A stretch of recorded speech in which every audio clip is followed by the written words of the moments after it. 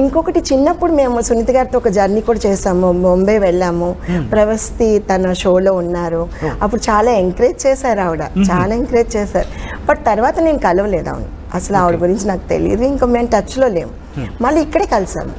ఆవిడకి నాకు ఏంటి అసలు రీజన్ ఏంటి, ఆవిడకి నాకు ఏముంది, ఆవిడ ఎందుకు అట్లా సీరియస్గా పెడుతున్నారు మా ఫేస్ చూసి, ఈ విష్ చేద్దామని చూసినా కూడా ఆవిడ వెంటనే ఇలా తిప్పేయడము, చాలా డిఫరెంట్గా బిహేవ్ చేశారు. సో అదర్ పేరెంట్స్తో చాలా క్లోజ్గా ఉంటారు, పిలుస్తారు, మాట్లాడతారు, చాలా క్లోజ్గా ఉంటారు, క్యారవాన్లోకి వెళ్తారు పిల్లలు కూడా. ప్రవస్తి విషయంలో ఆవిడ ఎందుకు అలా ఉంటారు ఇప్పటికీ కూడా మాకు తెలియదు, ఈవెన్ ఇప్పటికీ కూడా తెలియదు. సునీత గారు చూస్తున్నారు అనుకుందాం, అఫ్ కోర్స్ రీచ్ అవుతుంది, ఎందుకంటే కోట్ల మంది తెలుగు ప్రజలు ఆ టీవీని చూస్తున్నారు. సునీత గారికి ఏం చెప్పాలనుకో, లేకపోతే సునీత గారికి ఎటువంటి క్లారిటీ, ఎందుకంటే నేను ప్రవస్తిని అడుగుతాను, బట్ అక్కడ తను చెప్పిన మాటల్లో ఆ రోజు తన పెయిన్ ఎంతైతే ఉందో తనకన్నా ఎక్కువ పెయిన్ మీరు తీసుకున్నారు, మీ కళ్ళలో నీరు కూడా తిరిగాయని చెప్పాను. నేను లిటరలీ ఏడ్చేసాను, ఎందుకంటే ఆ పొజిషన్లో అమ్మాయి ఎలిమినేషన్ అవ్వకూడదు. ప్రవస్తి అన్న అమ్మాయి ఎన్నో షోస్ చేసుకుంటా, అంటే ఇప్పుడు తను బాగా పాడేసిందని కాకుండా చాలా షోస్లో ఉంది, ఈవెన్ టాప్ 5 వరకు అన్నా వస్తుందని ఎక్స్పెక్టేషన్లో ఒక మదర్గా నేను ఊహిస్తాను. ఎందుకంటే తనకున్న సీరియస్నెస్ కానివ్వండి, తనకున్న పర్టికులర్గా ఒక సాంగ్ మీరు ఇచ్చారంటే అదే ప్రాక్టీస్ చేస్తుంది, ఇంకా వదలదు, పడుకోదు, ఫుడ్ మీద కూడా వెళ్ళదు. తన దృష్టి ఏంటంటే ఈ పాట అయిపోవాలి ఫస్ట్, నాకు ఇది నేను చేసేయాలి, ప్రాక్టీస్ చేశాను. అలాంటి అమ్మాయిని వీళ్ళు ఇంత సీరియస్గా టాప్ వల్ల ఎలా తీస్తారు, అది నేను భరించలేకపోయాను. ఫస్ట్ ఆఫ్ ఆల్ అది మెయిన్. నెక్స్ట్ జడ్జెస్ వెళ్ళిపోవడం నాకు నచ్చలేదు. ఫస్ట్ జడ్జెస్ ఎలా వెళ్ళిపోతారు, ఇది మీ ఏ రియాలిటీ షోలో జరగదు.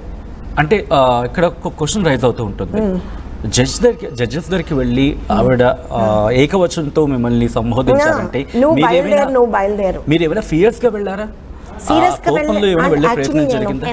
ఎమోషనల్లో ఉన్నాను, ఇది చాలా అన్యాయం అని అన్నాను, పెద్దగానే అన్నాను, నేను ఒప్పుకుంటాను, ఇది చాలా అన్యాయం. ప్రవస్తిని ఎలిమినేషన్ జరిగింది అంటే ఇప్పుడు అన్యాయం అయినప్పుడు ఆ మదర్ ఫీలింగ్, అంటే మేము చాలా జర్నీ చేశాను, తను చిన్నప్పటి నుంచి 3 years బేబీ నుంచి పట్టుకొని తిరుగుతున్నాను, అన్ని కంట్రీస్ తిరిగాము, అన్ని తిరుగుతున్నాం. సో ఆ పెయిన్ నేను భరించలేకపోయాను. అదేంటంటే దాని ఎక్స్ప్రెషన్స్ చూశాను, ఇంకా చాలా వెళ్ళిపోయాను, ఇంకా నేను సీరియస్గా వెళ్ళిపోతూ సునీత గారు చాలా అన్యాయం చేశారన్న, ముందు నువ్వు బయలుదేరు అన్నారు ఆవిడ. సో అది నాకు చాలా బాధించి, లేదండి ప్రవస్తి చాలా బాగా పాడింది, సో మీరు ఎందుకు అంత ఫీల్ అవుతున్నారు, ఫ్యూచర్ అంటే ఒకటి ఉంటుంది కదా ప్రవస్తికి, అలా అంటే నాకు ఎంత హ్యాపీగా ఉండేదో. ఆ టాప్ వల్ల ఎలిమినేషన్ సంగతి మైండ్లో కొంచెం సేపు అన్నా, ఈ జడ్జెస్ నన్ను ఇంత ఓదారుస్తున్నారే, అంటే ప్రవస్తి చాలా ఉంటుంది. ఓకే, ఇప్పుడు ఒకసారి సునీత గారు చూస్తున్నారు అనుకుందాం, రీచ్ అవుతుంది అనుకుందాం, సునీత గారికి ఏం చెప్తారు? ఎందుకంటే నేరుగా సునీత గారికి చెప్పాలంటే ఏం చెప్తారు, ఏం కోరుకుంటున్నారు, లేకపోతే ఏం కోరుకోవడం కదా, ఏం చెప్పాలనుకుంటున్నారు సునీత గారికి? సునీత గారు దయచేసి మీకు నాకు ఎలాంటి శత్రుత్వం లేదు, మీరంటే చాలా అభిమానం, మిమ్మల్ని నేను ఫాలో అవుతాను, ఇన్స్టాగ్రామ్లో కూడా అన్నిటికీ కామెంట్స్ కూడా పెడుతుంటాను, చూడండి. దయచేసి ప్రవస్తి విషయంలో మీరు ఎందుకు అట్లా ప్రవర్తించారో ఇప్పటికీ కూడా నాకు తెలియట్లేదు, ఎందుకు ప్రవర్తించారో కూడా తెలియట్లేదండి. ఓకే ప్రవస్తి, మీరు అన్నారు మీరు ఏమైనా లైక్ మీరు కాస్త ఎమోషనల్ అవుతున్నారు, కళ్ళంపటి నీళ్ళు కూడా పెట్టుకున్న పరిస్థితి, అంటే ఏమైంది ఆ రోజు అంతా? ఎందుకంటే మీరు కళ్ళంపటి నీళ్లు పెట్టుకున్న పొజిషన్ ఇప్పుడు ఈరోజు వచ్చిందంటే, అంటే యాక్చువల్లీ ప్రవస్తి స్టేజ్ మీద వెళ్ళంగానే ఆల్రెడీ ఒక 4 members పాడారు. Okay, Pravasthi 5th song something 4th వెళ్ళంగానే అనిల్ కడియాల్ అక్కడ డైరెక్టర్, ఆయన మైక్ తీసుకోగానే, మైక్ టెస్ట్ చేసుకుంటారు కదా, తీసుకోగానే ప్రవస్తి ఈరోజు ఎలిమినేషన్స్ ఉన్నాయి అంటే తను బ్రెయిన్ గేమ్ ఆడుతున్నారు, పర్టికులర్ బ్రెయిన్ గేమ్, అంటే తను మెంటల్గా ఇలా డౌన్ అయిపోతుంది అనమాట. ఆ పాట పర్ఫామ్ చేసే ముందు, ఇప్పుడు మీరున్నారు, మీరు ఒక పాట పాడబోతున్నారు, ఏంటి ఇలా పాడుతున్నావు అంటే మీ మెంటల్ టెన్షన్ ఎలా ఉంటుంది, తగ్గిపోతుంది. సో ప్రవస్తి గుర్తుపెట్టుకుంటే మీకు ఎలా ఉంటుంది, అది రాంగ్. ఫస్ట్ ఆఫ్ ఆల్ అది రాంగ్. ఇంతమంది సింగర్స్కి మీరు చెప్పకుండా ఓన్లీ ప్రవస్తిని ఎందుకు టార్గెట్ చేశారు, అది రాంగ్ ఫస్ట్ ఆఫ్ ఆల్.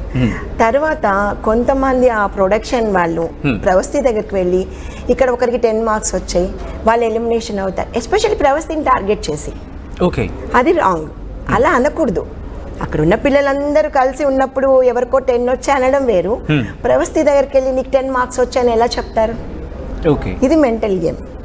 తర్వాత ప్రవస్తి లాస్ట్ పర్ఫార్మెన్స్, యాక్చువల్లీ నాకు డౌట్ వచ్చింది, 3 performanceకి వీళ్ళు కంప్లీట్ నెగిటివ్ మాట్లాడారు, అంటే ద లాస్ట్ బెస్ట్ 3 ఇచ్చిన పర్ఫార్మెన్సెస్ ద బెస్ట్ ఇచ్చినా వాళ్ళు అలా మాట్లాడారు.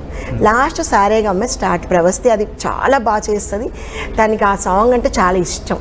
ఫైనల్గా ఆ సాంగ్ అడిగాము, అదొక్కటి మాత్రం వాళ్ళు ఇచ్చారు. ఆ తర్వాత నేను ప్రవస్తికి చెప్తున్నా, ఇదేదో సంథింగ్ ఈజ్ రాంగ్, నువ్వు వచ్చేయి నాన్న అని చెప్తున్నా. నాకు ఇష్టం లేదు ఎలిమినేషన్ అనే వర్డ్ యూజ్ చేయకూడదు, ఎందుకంటే ఆ టైంలో ఎలిమినేషన్ అవ్వాల్సిన అమ్మాయి కాదు. అంటే ఈ ప్రవస్తి ఏంటి ఇన్నోసెంట్గా, మమ్మీ నేను మంచి పాట పాడుతున్నాను, నేను రీచ్ అయిపోతాను వీళ్ళకి, అలాగే థింక్ చేసింది, అలాగే పర్ఫామ్ చేసింది. పర్ఫామ్ చేసినప్పుడు కరెంట్ పోయింది, సగం సాంగ్ అయిన తర్వాత కరెంట్ పోయింది. పోయిన తర్వాత యాక్చువల్లీ అక్కడి నుంచి స్టార్ట్ చేస్తారు. అది చాలా పవర్ఫుల్ సాంగ్, వాళ్ళకి ఎనర్జీ లెవెల్, ఇంకొక అమ్మాయి కూడా పాడింది, ఎనర్జీ లెవెల్స్ కొంచెం డౌన్ అవుతాయి. అయినా వీళ్ళు పర్టికులర్ మళ్ళీ స్టార్టింగ్ నుంచి చేశారు. అయినా ప్రవస్తి వదలలేదు, బట్టి విక్రమార్కురాలాగే పాడింది. అందరు అక్కడ ఉన్న ఆడియన్స్ అందరు విజిల్స్, క్లాప్స్, ఈవెన్ ఆర్కెస్ట్రా వాళ్ళు కూడా. ఇలా చేసిన తర్వాత జడ్జిమెంట్ ఎలా ఉందంటే బాగా పాడారు ఏదో నార్మల్గా, ఇలాంటి జడ్జిమెంట్ ఇచ్చారు చూడండి. అసలు అంత powerful song, actually standing ovation ఊహిస్తాం మళ్ళీ మాకు ఎక్స్పీరియన్స్ని బట్టి. ప్రవస్తి చిన్నప్పటి నుంచి పాడుతుంది, అది లేకుండా ఒక మెచ్చుకోవడం కూడా ఒక డీసెంట్గా బాగా పాడావు అలాగా, అంతే కూల్ అనమాట. అలా ఎలా ఉంటారండి జడ్జెస్? ఆ పర్ఫార్మెన్స్కి ఒక వాల్యూ ఇవ్వాలి. నార్మల్గా పాడిన వాళ్ళని ఆహా ఊహా అని అన్నప్పుడు, అంత టఫ్ పర్ఫార్మెన్స్ ఇచ్చినప్పుడు మళ్ళీ మీ దగ్గరకు వచ్చే ప్రయత్నం చేస్తాను. అమ్మ అంటుంది ఏంటంటే కనుక అక్కడ లాస్ట్ 3 ఎపిసోడ్స్ నుంచి తనని ఎందుకో తనకి టార్గెట్ చేశారు నాకు అనిపించిందని చెప్పి తన ఆవేదన వ్యక్తం చేయడం జరుగుతుంది. సో ఇక్కడ నా క్వశ్చన్ ఏంటంటే కనుక, ఒక షో ఏర్పాటు చేసుకున్నప్పుడు షో సక్సెస్ అవ్వాలని ఎవరైనా కోరుకుంటారు. ఒక కంటెస్టెంట్ కి సంబంధించి ఇబ్బంది జరిగితే షో మీద ఇంపాక్ట్ చూపిస్తుంది, సో రేటింగ్స్ మీద కూడా ఉంటుంది. సో ఇలా జరిగే అవకాశం ఉంటుందని క్వశ్చన్స్ రైజ్ అవుతాయి.